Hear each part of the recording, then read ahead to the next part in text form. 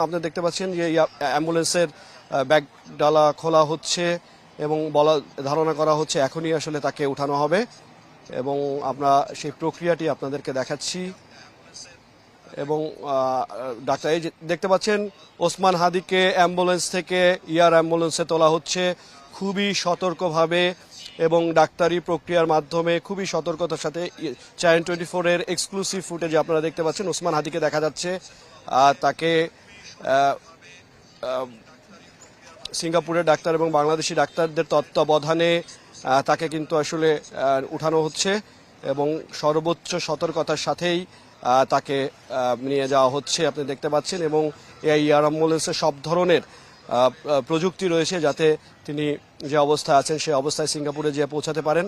বেশ কয়েক ঘন্টা তার জার্নি এবং এই জার্নি শেষে তাকে সিঙ্গাপুরে পৌঁছাবে